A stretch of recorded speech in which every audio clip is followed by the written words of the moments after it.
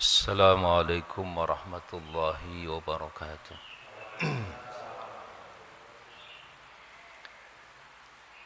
الحمد لله الذي أرسل رسوله بالهدى ودين الحق ليظهره على الدين كله وكفى بالله شهيدا. نحمده ونستعينه ونستهديه ونستغفره ونعوذ بالله من شرور أنفسنا وسيئات أعمالنا. من يهد الله فلا مضل له ومن يضلل فلا هادي له. أشهد أن لا إله إلا الله وحده لا شريك له وأشهد أن محمدا عبده ورسوله لا نبي بعده. اللهم صل وسلم وبارك على سيدنا وحبيبنا وشفيعنا ومولانا محمد.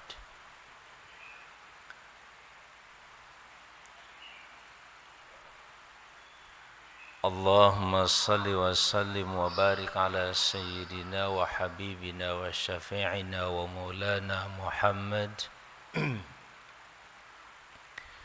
محمد القدوة الحسنة وعلى آله وصحبه ومن تبعه بإحسان إلى يوم القيامة وبعد. قال الله عز وجل: أعوذ بالله من الشيطان الرجيم. بسم الله الرحمن الرحيم. يا أيها الذين آمنوا اتقوا الله حق تقاته ولا تموتن إلا وأنتم مسلمون. وقال: يا أيها الذين آمنوا كتب عليكم الصيام كما كتب على الذين من قبلكم لعلكم تتقون.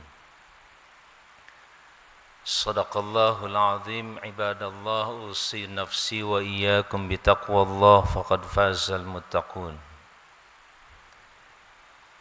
Hamba-hamba Allah, jamaah Masjid Adz-Dzikri dan jamaah salat subuh yang berbahagia. Kebahagiaan kita pagi ini karena kita dipilih oleh Allah menjadi salah satu di antara hamba-hambanya yang beriman kepadanya. Iman itu modal kebahagiaan. Apalagi kalau keimanan ini betul-betul terjaga, terpelihara, dan kita meyakini serta mempercayai sesuatu atau apapun yang sifatnya benar dan pasti adanya. Kita seringkali berbahagia dengan sesuatu yang kadang-kadang masih menjadi spekulasi. Belum tentu. Kalau diajak bisnis dengan gambaran bisnis yang luar biasa dari orang yang sangat-sangat kita percaya, untungnya misalkan per bulan 10%, kita sudah berbunga-bunga. Padahal belum tentu terjadi. Kalau dengan Allah itu pasti terjadi. Persoalannya tinggal seberapa jauh dan seberapa dalam dan kuat keimanan dan keyakinan kita kepadanya. Oleh karena itu pula Allah Subhanahu wa ta'ala terus membimbing kita untuk meningkatkan keimanan itu. Dengan apa? Dengan takwa. Kenapa takwa? Proses iman menjadi yakin, apalagi sampai pada tingkat ainul yakin. Ada ilmul yakin, kemudian ada haqqul yakin, dan ada ainul yakin. Atau sekitar itulah, kebalikan. Kalau ilmul yakin baru sekedar pengetahuan tentang keyakinan. Saya tahu bahwa itu benar dan saya meyakininya. Itu masih di tataran ilmul yaqin. Kalau sampai pada tingkat ainul yakin, kita sudah mulai melihat itu ada. Atau bahasa lainnya, ainul yakin itu mewakili bagian panca indera kita, ain itu mata, sehingga secara empiris kita bisa mengakui keberadaannya karena terlihat atau dirasakan oleh panca indera yang lain. Dan yang paling tinggi tentu saja adalah hakul yakin. Hak benar-benar terjadi dan ada, nyata. Nah, kita saudara-saudara sekalian, oleh Allah Subhanahu wa taala dibimbing dalam ketakwaan, dan dengan ketakwaan itu untuk merasakan dan pembuktian yang kita yakini bahwa Allah itu ada, Allah itu maha dalam segala sesuatunya, kita juga diciptakan oleh Allah, difasilitasi olehnya dalam hidup, dengan cara kita bertakwa. Apa itu takwa? Di sini kemudian kita coba masuk pada pembahasan tentang takwa sedikit. Ketakwaan kalau didefinisikan, dan sering kali saya sampaikan kalau dalam khutbah Jumat, di sini juga pernah kalau tidak salah ya Pak Zainal dan guru-guru yang lain yang saya cintai, hadirin yang berbahagia. Takwa secara sederhana itu imtithalu awamirillahi wajtinabu nawahi. Artinya menjalankan perintah-perintah Allah dan menjauhi larangan-larangannya. Atau bahasa yang lebih rumusannya begini: menjalankan perintah yang dipercaya dan menjauhi larangan yang dipercaya. Siapa yang kita percaya, itu kita jalankan perintahnya dan kita jauhi larangan. Betul. Sederhana. Banyak di antara kita Bapak Ibu sekalian yang mungkin menjadi seorang karyawan perusahaan. Pertanyaannya, kenapa kita mau terikat dengan perusahaan atau lembaga tersebut? Sederhana. Karena kita percaya lembaga dan perusahaan itu, termasuk kampus sekalipun, ngomong-ngomong kalau kita ngajar dengan ilmu yang luar biasa tapi tidak digaji sama sekali, mau? Halo? Belum tentu mau.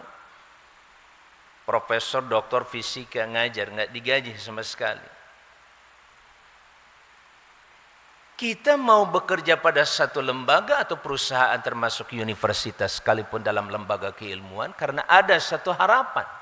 Harapan itu dasarnya kepercayaan. Percaya bahwa lembaga tersebut bisa memenuhi kebutuhan saya. Setuju? Halo? Kepercayaan yang semakin kuat dan dibuktikan pada saat saya tercatat dan terikat kemudian saya bekerja, tiap bulan seluruh kebutuhan saya dipenuhi. Maka semakin muncul kepercayaan itu namanya hakul yakin. Hak benar-benar keyakinan itu sudah tidak bisa lagi dibantah oleh apapun dan oleh siapapun. Takwa mengajarkan itu.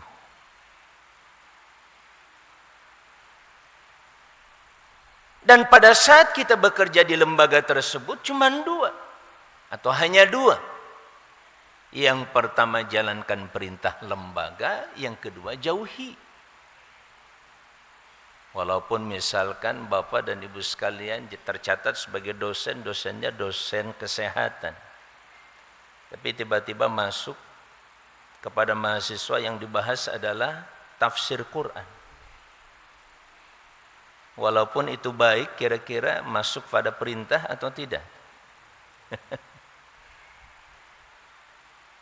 Walaupun boleh saja menyisipkan tafsir, tapi intinya tetap bicara tentang kesehatan. Suruh ngajar tentang ekonomi makro. Begitu masuk membaca surat Az-Zalzalah misalkan. Dan mungkin tidak ada hubungan antara kegoncangan, antara gempa dengan urusan ekonomi. Apalagi yang dikutip ayat-ayat Allah. Boleh jadi enggak lama dia dicoret jadi dosen. Sederhana hidup ini. Jadi kesimpulan pertama adalah takwa itu bukan hanya persoalan hidup kita dengan Allah. Kehidupan kita sehari-hari itu membutuhkan ketakwaan. Apa takwa itu? Jalankan perintah, jauhi larangan. Kita punya perusahaan properti misalkan, tiba-tiba ada karyawan menjual barang sesuatu yang kita larang.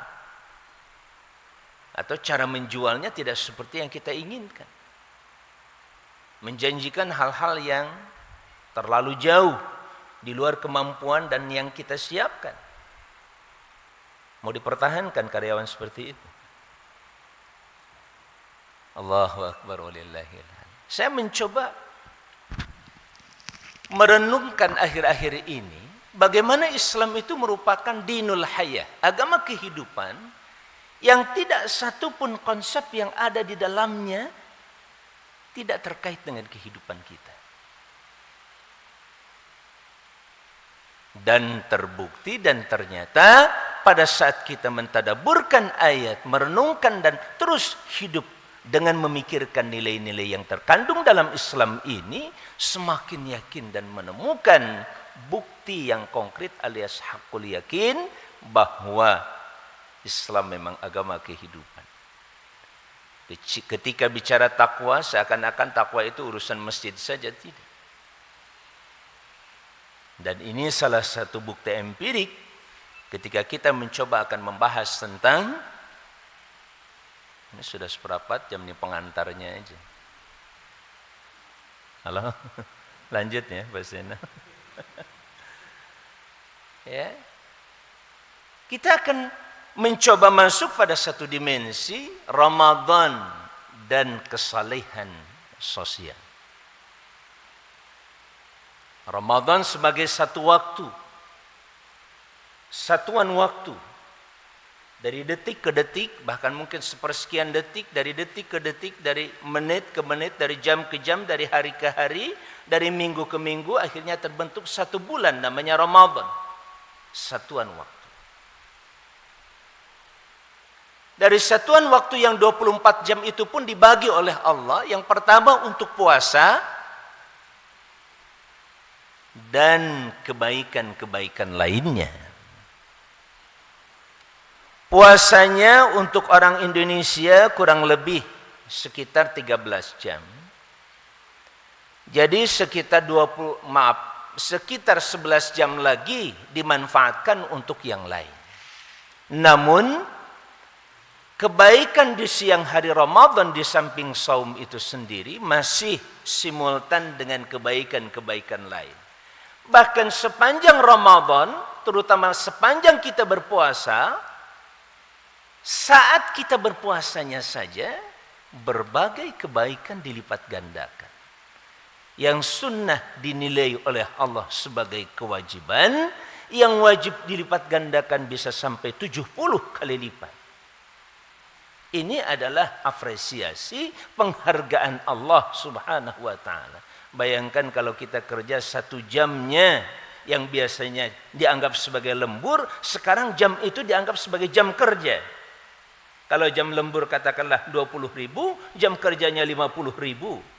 Tapi yang 50.000-nya dilipat gandakan menjadi 70 kali lipat. Ada yang bisa menawarkan itu? Perusahaan mana yang bisa menawarkan itu? Halo? Hanya perusahaan Allah Subhanahu wa ta'ala. Kenapa saya sebut perusahaan Allah? Karena Allah mengajak kita berjual beli. Hal adullukum ala tijaratin tunjikum min adzabin alim. Allah ngajak kita berbisnis.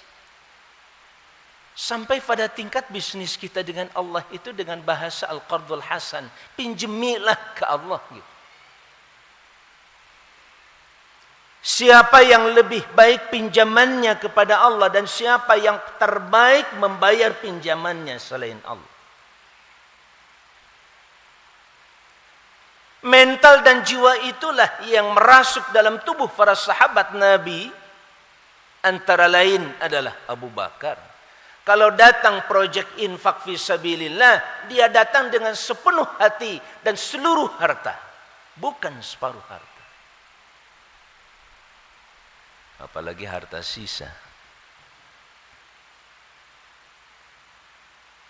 Halo? Ngomong-ngomong, kalau kita ngeluarin zakat ini, awal dulu kita keluarkan zakatnya yang terbaik atau nanti saja sisanya? Ayo ngaku aja. Bu, Bapak yang sedang nonton atau pemirsa kalau ada nih, boleh berkomentar. Padahal Allah menawarkan dalam ayat yang lain, lan tanalul birra hatta tunfiqu mimma tuhibbun. Tidak akan meraih kebaikan yang sempurna sampai kau infakkan dari apa yang kau cintai.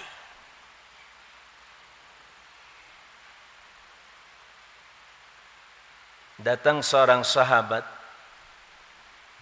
begitu turun ayat tersebut, dia menghampiri Rasulullah sallallahu alaihi wasallam, ya Rasulullah, telah turun pada kami ayat ini bukan? Lan tanalul birra hatta tunfiqu mimma tuhibbun. Dan kau tahu ya Rasulullah, kalau bahasa kebaikannya kurang apa? Kebun yang senantiasa hampir setiap hari ba'da asar Nabi mampir ke kebun itu. Sudah pasti kalau itu kebun sering dimampiri oleh Rasulullah sallallahu alaihi wasallam, kebun yang sangat diberkahi dan tidak pernah absen infak fisabilillah. Didoakan terus oleh Nabi infak untuk beliau tercinta dan juga untuk sedekah lainnya. Masih kurang karena belum masuk pada ayat tersebut. Ya Rasulullah, engkau tahu kebun yang aku cintai adalah itu, kebun yang selalu engkau masuk ke dalamnya dan kau doakan, kau nikmati sebagian rizki di dalamnya. Hari ini saya akan infakkan di jalan Allah seperti tuntutan Allah, lan tanalul birra hatta tunfiqu mimma tuhibbun. Allahu akbar. Ada harta yang paling dicintai di rumah? Ada. Harta ya, bukan anak, istri, bukan. Ada. Pulang dari sini siap diinfakkan atau tidak? Halo? Ini bicara islah, kesalehan. Tapi ada tema yang lebih luas sedikit. Saya baca-baca referensi, judulnya Ramadan wa Taghyir wal Islah. Ramadan dan perubahan serta perbaikan. Oleh karena itu, mari kita bersama berniat pada saat ini dengan kehadiran kita di majelis ilmu ini. Jangan lihat saya sebagai ustadz atau siapapun, kita niatkan untuk berubah yang pertama. Kalau yang tadinya pelit, mudah-mudahan dermawan. Amin. Ya. Yang tadinya masih setengah-setengah, sekarang sepenuh hati. Belum sepenuh harta nggak apa-apa. Yang penting sepenuh hati dulu. Penting itu. Kalau bagian sepenuh hartanya itu imannya harus mencapai iman di bawah Rasulullah sedikit, bahkan besar barangkali, tapi tidak bisa dijangkau oleh yang lainnya, yaitu iman Abu Bakar Siddiq. Kalau datang proyek infak fisabilillah atau jalan jihad di jalan Allah, sahabat bawa sepertiga, dikalahkan sama Umar separuhnya. Dia ingin mengalahkan Abu Bakar. Abu Bakar datang, ya Rasulullah, seluruh hartaku ya Rasulullah. Enggak, yang ingin saya tanyakan itu adalah iman seperti apa yang membuat hatinya begitu lepas.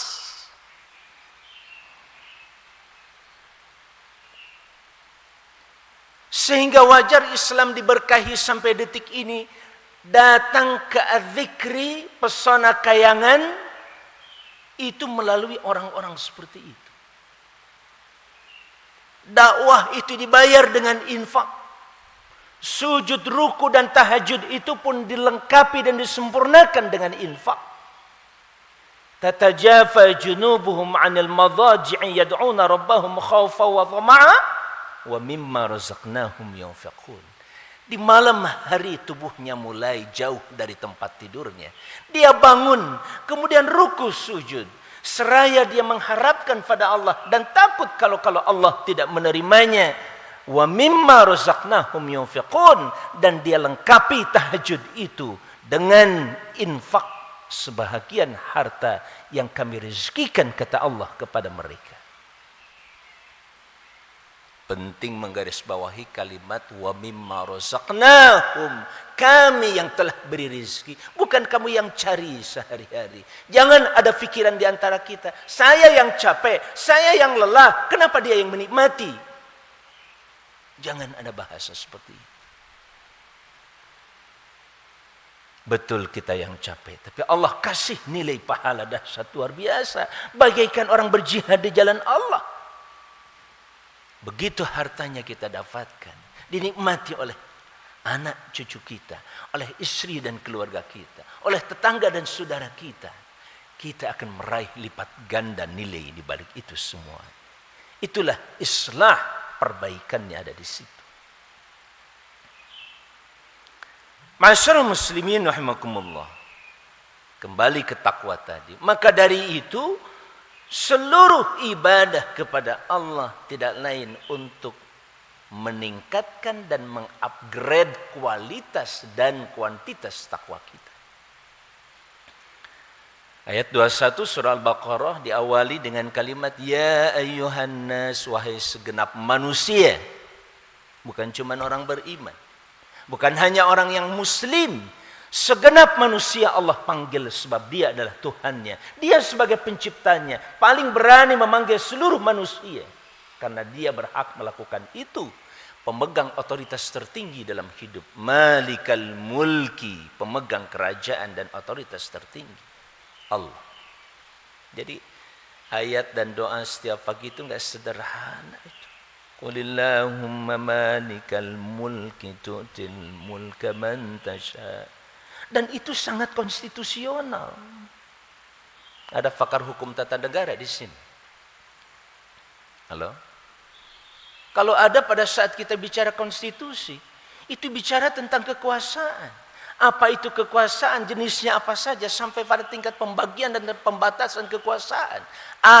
Ayat ini, ma'asyiral muslimin, merupakan ayat konstitusi yang paling mendasar. Cukup dengan satu ayat ini. Dinyatakan pertama, pemilik kekuasaan itu bukan rakyat, tapi Allah. Malikal mulki. Terus yang membagi kekuasaan itu juga Allah. Tu'til mulka man tasha wa tanzi'ul mulka mimman tasha. Dia berikan kepada siapapun yang dia kehendaki. Walau kita seluruhnya tidak sepakat, tidak setuju, kita coblos, ternyata orang lain yang jadi.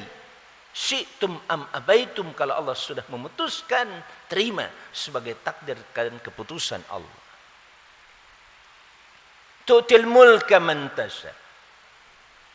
Dan Allah pula yang membatasi wa tu'izzu wa tanzi'ul mulka mimman tasha.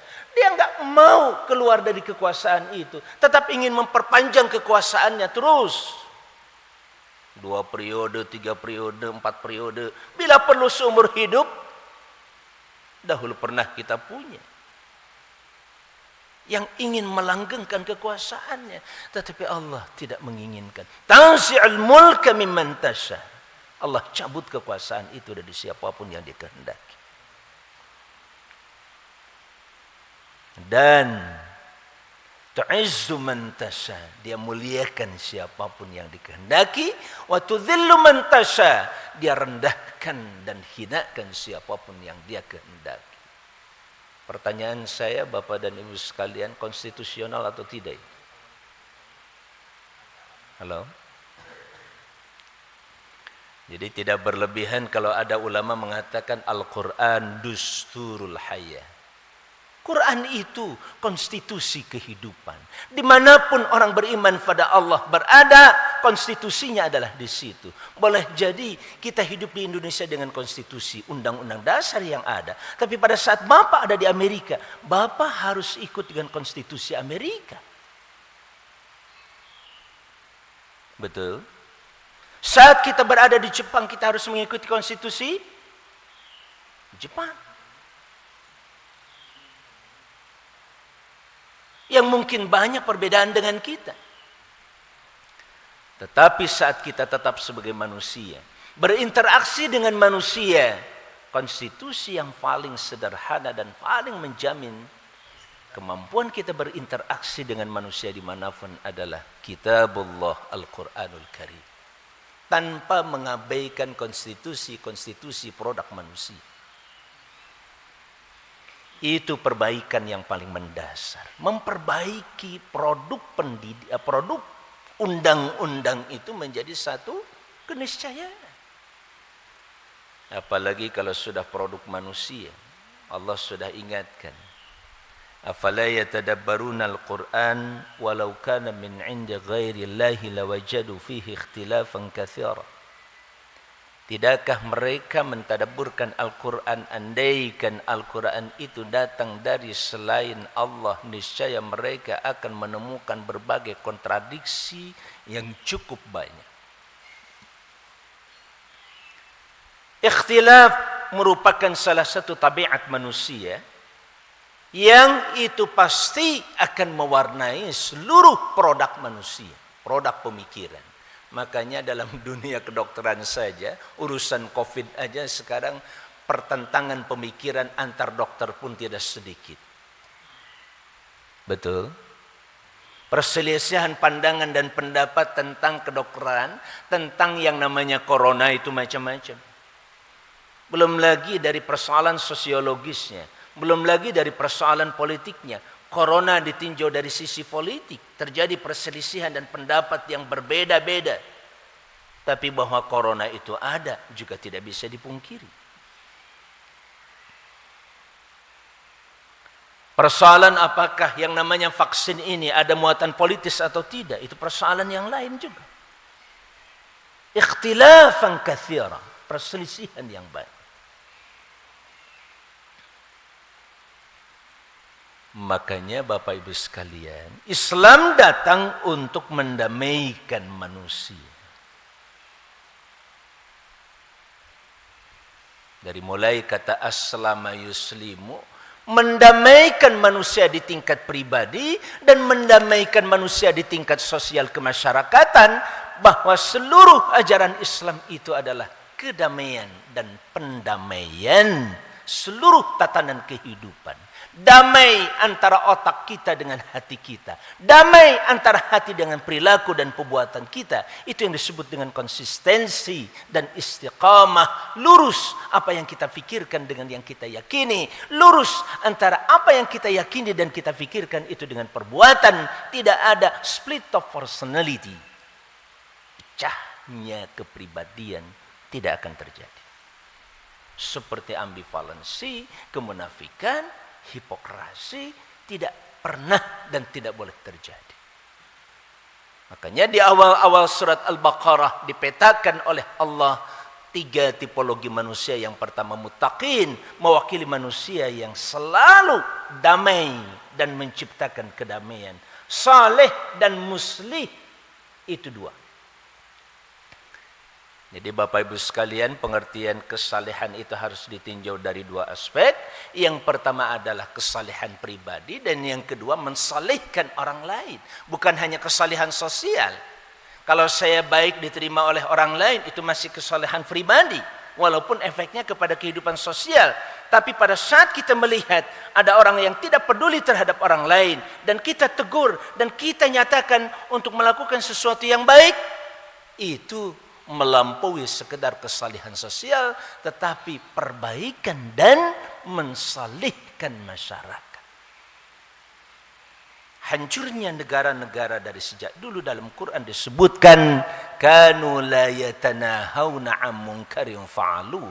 Kita baik, tapi begitu ada orang yang tidak baik kita diam, itu akan merusak tatanan kehidupan. Makanya dari awal Allah sudah menyatakan karakteristik sekelompok orang dengan mengatakan wa minan nasi may yaqulu amana billahi wa bil yaumil akhir wa ma hum bimumin. Terus bagaimana karakter orang tersebut? Di antara manusia ada yang mengatakan saya beriman kepada Allah dan hari akhir padahal dia tidak beriman. Allah nyatakan sebagai yang Maha menciptakannya dan tahu persis karakter mereka.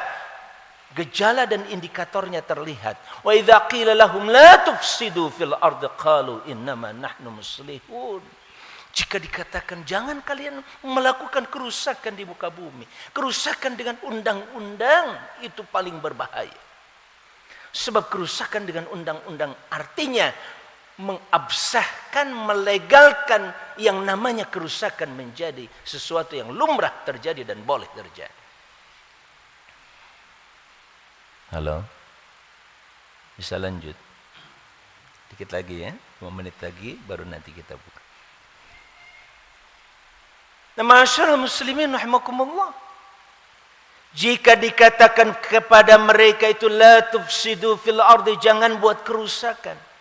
Dan di situ sangat bebas, apapun jenis dan tingkat fasad kerusakan. Fil barri wal bahri, dalam Quran lagi dijelaskan kerusakan di lautan dan di darat. Di daratan penebangan hutan yang berlebihan. Boleh ditebang untuk sekedar tempat tinggal kita, keperluan dan kebutuhan yang lainnya. Tapi tidak kemudian dihancurkan sampai banjir bandang hari ini terjadi. Jangan salahkan siapa-siapa. Kata Allah, bima kasabat aidin nas, itu ulah tangan-tangan manusia. Tangan yang menandatangani dengan cara salah, membiarkan hutan itu dibabat habis. Jangan dikira tidak berdosa dia membuat tanda tangan itu. Tanda tangan yang melegalkan melalui payung hukum yang keliru, kebijakan-kebijakan yang salah. Hati-hati. Makanya kalau lagi ngebahas rancangan undang-undang itu ngeri. Lihat satu persatu. Ini mana yang ngerusak dulu deh. Wah, ini bisa merusak. Merusak kedaulatan pangan kita. Dibiarkan impor besar-besaran sementara petani kita yang baru saja memanen tidak diakomodir, harga mereka jatuh. Bukankah itu fasad dan ifsad? Ada nggak di antara kita yang kemudian bangkit? Mungkin nggak bisa merubah undang-undang itu. Harus pakai demo, harus pakai kajian yang macam-macam. Berbulan-bulan, petani tetap saja miskin. Kita mencoba mengumpulkan dana nggak besar, Rp2.000 barangkali. Berapa penduduk yang ada di sekitar Pesona Kayangan ini? Atau Pesona Depok? Berapa kepala keluarga, Pak? Ada 1.000. 800. Kalau 10.000 sehari orang Pesona Depok, bisa enggak ya? Bisa. Masalahnya mau enggak ya? Oke, bisa, mau, tapi ada enggak ya yang mau mungut tiap hari 10.000? Mungkin tidak ada. Oke, kalau begitu. Ngomong-ngomong, kira-kira setiap kepala keluarga kita, Pak, 1 kilogram per hari beras kurang dari 1 kilogram atau tidak? Kalau 800 kepala keluarga, per hari 1 kilogram beras aja dibeli dan itu akan tidak kurang dari menyerap hasil pertanian padinya 800 kilogram. Berarti 8 kuintal, 0,8 ton. Kalau dari situ ada keuntungan bersih Rp2.000 saja. Mau nggak kasih keuntungan bersih 2.000? Dan berasnya insya Allah saya jamin beras organik. Untung 2.000. Produksi semuanya habis 10.000.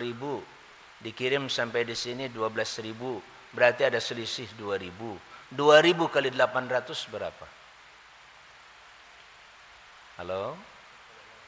Oke deh, biar enak ngitungnya jangan 800.000 deh. 1 ton per hari. 2.000 kali 1.000, 2 juta. 2 juta kali 30 hari. 60 juta. Pendapatan masjid ini per hari, per bulan berapa? Sampai 60 juta. Sampai. Alhamdulillah. Itu infak biasa. Bagaimana dengan produksi? Menyelamatkan petani, berasnya kita selamatkan. Kita konsumsi makanan ini. Jangan sampai kita melepas kedaulatan pangan untuk orang yang kita sendiri banyak yang harus kita selamatkan. Mau? Pertanyaannya bukan bisa lagi. Mau? Halo? Ibu-ibu, bapak-bapak yang ada di rumah mau atau tidak? Kalau mau, mangga diorganisasi, diorganize oleh masjid ini. Diorganisasi aja. Enggak kecil itu.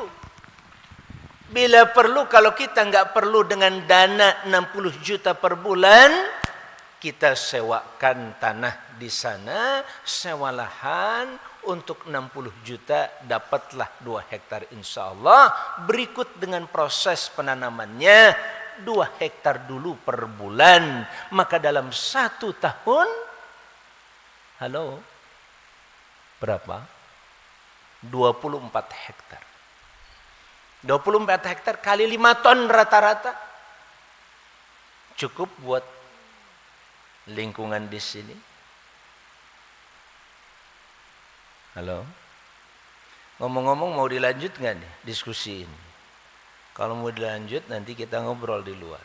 Bagaimana mekanismenya, kemudian kita bangun, kita organize. Bukan persoalan 2.000 yang kemudian tercecer habis lewat apa itu parkiran segala macam. Karena tidak terorganize, arti 2.000 itu jadi tidak bermakna betul. Anak kecil aja kalau dikasih 2.000 dilempar sama dia sekarang. 2.000 laku apaan? Tapi kalau penduduk Depok ada 2 jutaan Pak, 1 juta terkonsolidasikan, mampu berinfak melalui masjid-masjid, melalui gereja-gereja yang ada. 2.000 per orang terkonsolidasikan 1 juta, maka 2 miliar per hari. Mau diapakan itu dana? Maka dalam 1 bulan 60 miliar. Bisa dapat 60 Indomaret per bulan, monthly. Inilah fakta infak sedekah. Itu baru 2.000. Bagaimana yang dengan 2,5%-nya? Bagaimana dengan wakafnya? Bapak Ibu yang saya muliakan, semakin kita kupas, semakin terbukti dan yakin kebenaran Allah Azza wa Jalla. Itu saja yang bisa saya sampaikan pada pagi yang berbahagia dan diberkahi Allah ini, sebagaimana doa Rasulnya Muhammad sallallahu alaihi wasallam. Apalagi di bulan Ramadan, Nabi mendoakan untuk umat ini, Allahumma barik li ummati fi bukuriha, ya Allah berkahilah umatku di pagi harinya. Itulah keberkahan yang artinya semakin bertambah kebaikan. 13 jam kita tidak terputus dengan puasa. Setelah iman yang tidak pernah terputus 1 detik saja, bahkan menjelang tidur sampai bangun tidur pun kita tidak terputus dalam keimanan, maka puasa adalah ibadah terpanjang setelah iman. Dan di tengah-tengah itu masih banyak kebaikan yang lainnya, tilawah Quran dan tadabbur Quran, belum lagi tadi infak sedekah dan lain sebagainya. Saat kita sedang berpuasa, itu dilipat gandakan menjadi tidak terhingga. Dalam bahasa Quran, la tuhsuha, tak mungkin kalian akan menghitungnya, tak terhingga. Dan itu nikmat Allah. Sekali lagi saya haturkan terima kasih. Mohon maaf kalau ada hal yang kurang berkenan. Assalamualaikum warahmatullahi wabarakatuh. Warahmatullahi wabarakatuh. Baik, terima kasih Pak Ustadz Kiai Haji Ambang Syafruddin.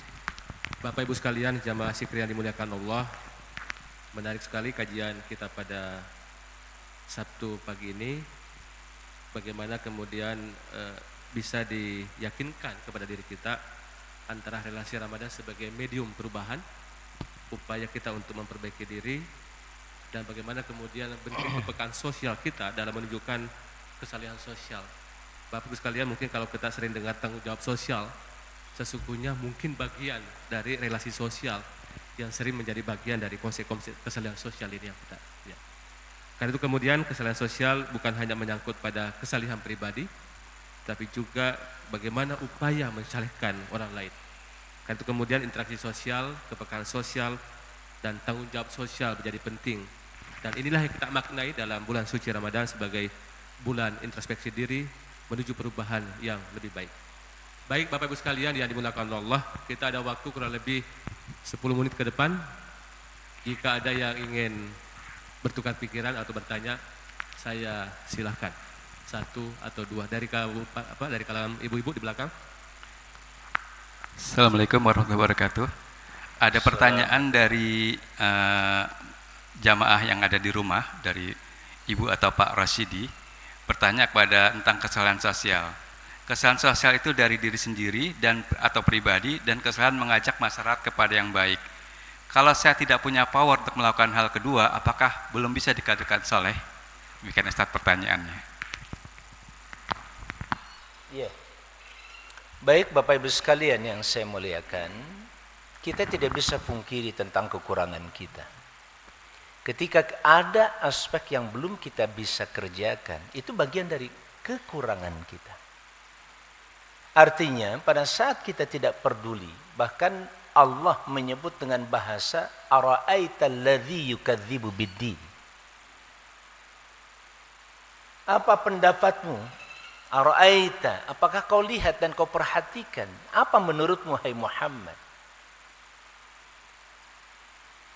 Orang yang mendustakan agama. Kata ad-din itu pertama artinya agama, yang kedua adalah pembalasan. Mendustakan pembalasan dalam hidup ini. Tidak yakin dengan terjadinya kompensasi, semua tindakan kita pasti dibalas, baik atau buruk. Sampai Allah menyatakan ara'aital ladzi yukadzibu biddin. Agama dan balasan itu satu kesatuan. Agama yang akan mengajarkan makna pembalasan. Agama yang akan menuntun kita kepada makna pembalasan yang benar. Terutama pembalasan dari yang maha membalas. Kapan hari pembalasan? Yang kita baca ayatnya setiap rakaat salat. Maliki yaumiddin. Engkau ya Allah, Raja hari pembalasan. Hari kompensasi manusia saat itu. Fadzalika alladzi yad'ul yatim. Dia adalah orang yang meninggalkan dan membiarkan orang yatim. Wala yahuddu ala ta'amil miskin. Dan tidak mengajak, menggiring, mendorong orang lain untuk memberikan makan kepada orang miskin. Sekedar ngajak, maaf, ceramah seperti ini menggiring kita, yuk walaupun saya nggak bisa, insya Allah masih punya pahala. Artinya Bapak Ibu sekalian yang saya muliakan, untuk penanya tadi, minimal kita menyiapkan konsep, membuat aturan, bikin organisasi, lembaga. Saya tidak bisa infak, tapi saya punya infak dengan ide gagasan. Saya ajak. Apalagi nanti bicara tentang sedekah itu dalam sebuah hadis. Every good deed is charity, kata Rasulullah. Kullu ma'rufin sedekah. Setiap kebaikan sekecil apapun itu sedekah. Yang maknanya hampir tidak ada orang yang tidak memperbaiki orang lain itu sebenarnya. Hanya masalahnya sengaja berangkat dari kita mau melakukan perbaikan atau tidak, atau hanya mengandalkan apa yang sudah dibuatkan oleh Allah programnya. Beda di situ. Kalau yang satu automatically menjamin ketahanan kita dan keselamatan kita di akhirat, yang kedua untuk meningkatkan kapasitas diri. Kira-kira kita menempati surga yang mana? Halo? Kalau mukmin semuanya insya Allah ahlul jannah. Kata Nabi, kullukum tadkhulunal jannah illa man aba. Semua kalian itu pasti masuk surga kecuali orang yang tidak mau. Itu aja.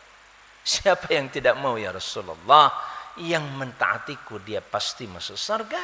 Yang maksiat terhadapku itu orang yang enggak mau masuk surga. Jadi sebenarnya Bapak Ibu sekalian, hampir tidak ada orang yang tidak melakukan perbaikan diri dan juga orang lain selama dia seorang muslim atau mukmin. Tinggal kapasitasnya apakah mau ditingkatkan ataukah tidak, itu saja. Sedekah 2000 itu sudah tercatat oleh Allah. Tapi kalau sedekah 2000 dihimpun, diorganize menjadi sebuah kekuatan menyelamatkan ekonomi bangsa dan negara, itu akan dahsyat hasilnya. Tol tidak usah kita cari investor dari mana-mana. Kumpulin saja dari masyarakat muslim Indonesia 100 juta tiap hari 2.000 rupiah. Itu bisa membiayai tol-tol yang kita butuhkan dan kita ingin kembangkan. Dan satu persoalan yang diatasi oleh saum itu adalah persoalan nafsu manusia.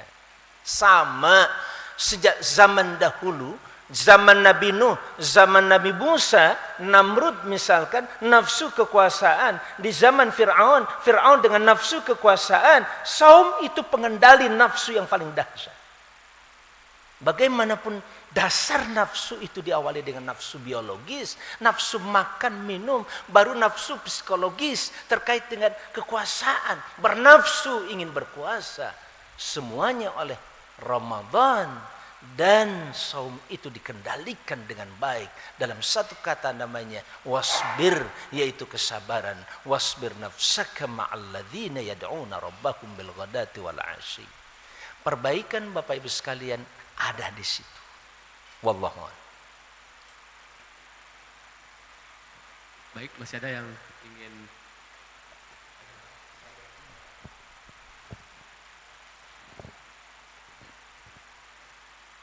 Assalamualaikum warahmatullahi wabarakatuh. Assalamualaikum Pak Ustadz, warahmatullahi wabarakatuh. bagaimana dengan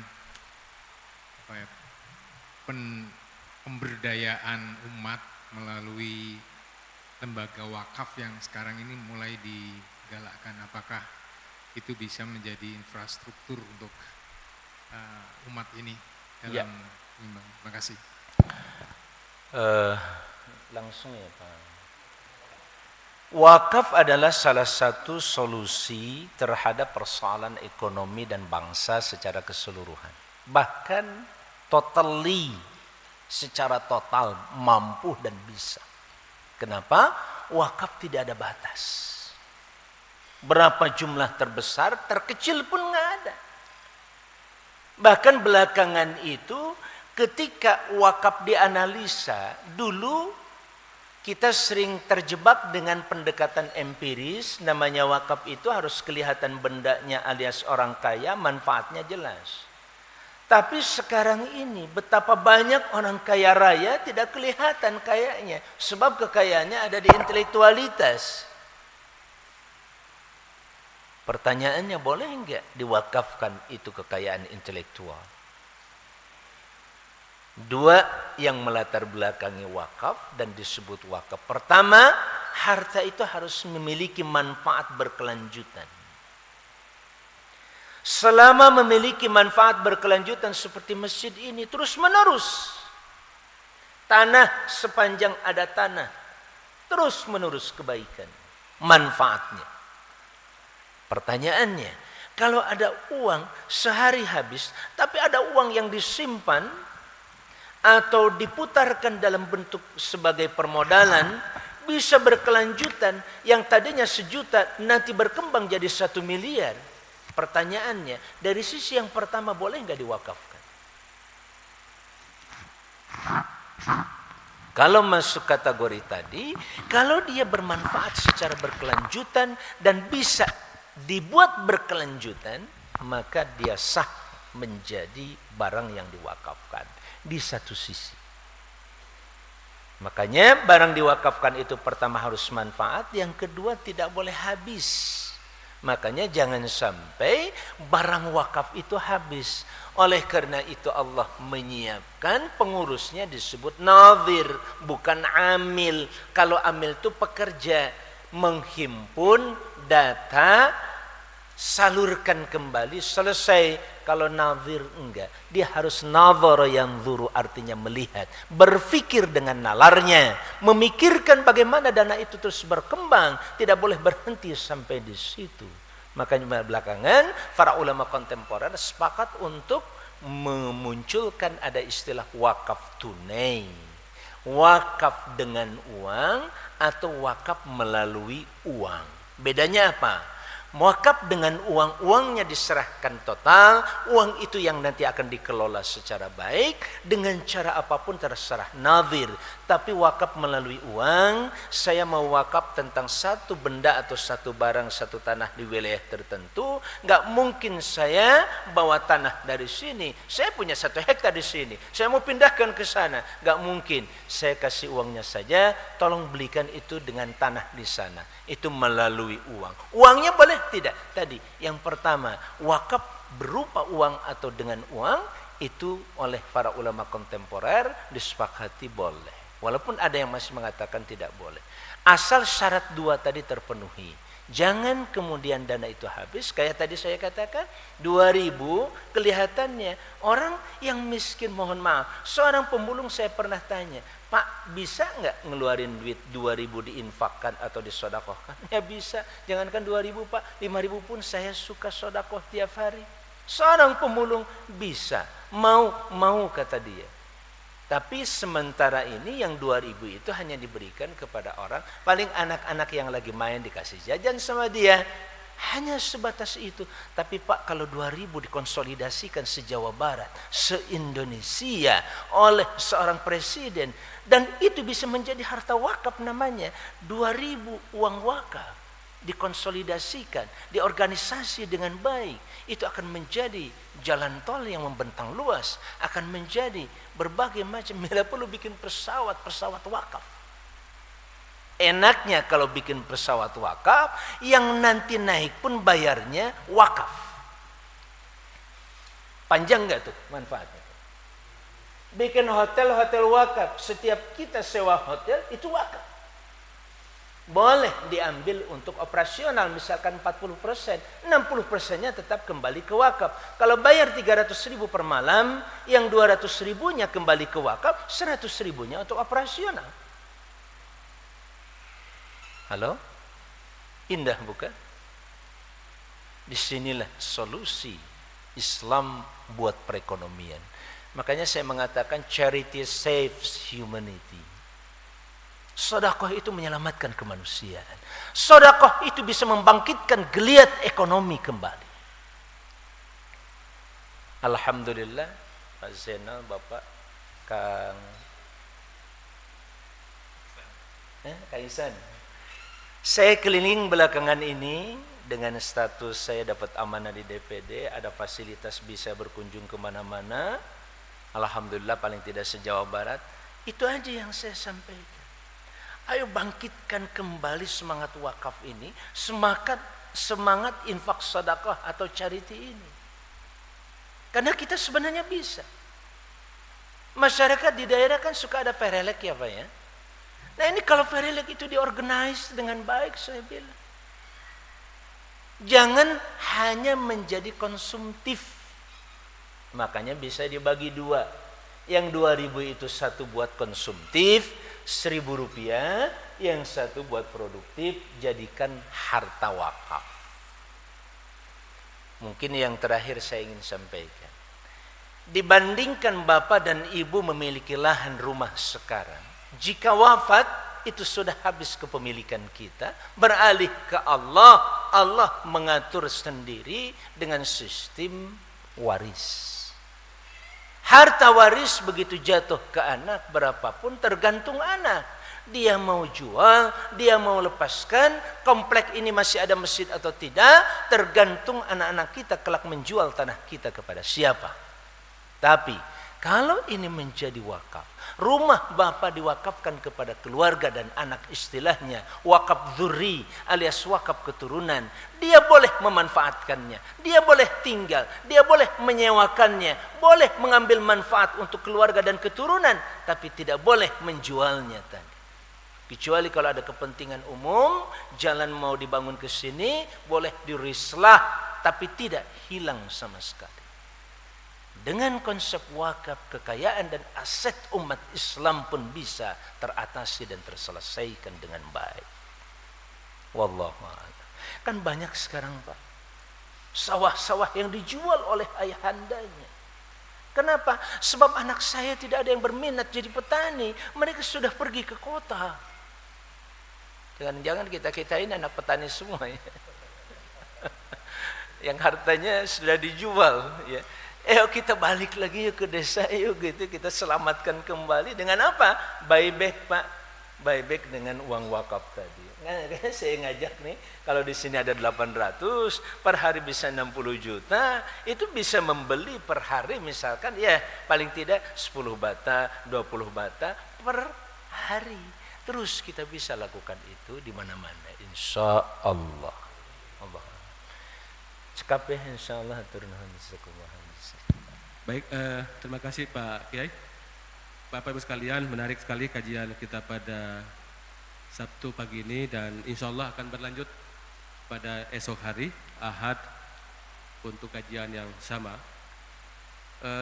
Baik Bapak sekalian, waktu juga yang memisahkan kita untuk kajian pada pagi hari ini. Mari kita bersama-sama menutup kajian Ahad pagi Sabtu ini dengan sama-sama membaca doa subhanakallahumma wa bihamdika asyhadu an la ilaha illa anta astaghfiruka wa atubu ilaik. Nun wal kalami wa ma yasturun. Assalamualaikum warahmatullahi wabarakatuh. Assalamualaikum warahmatullahi wabarakatuh.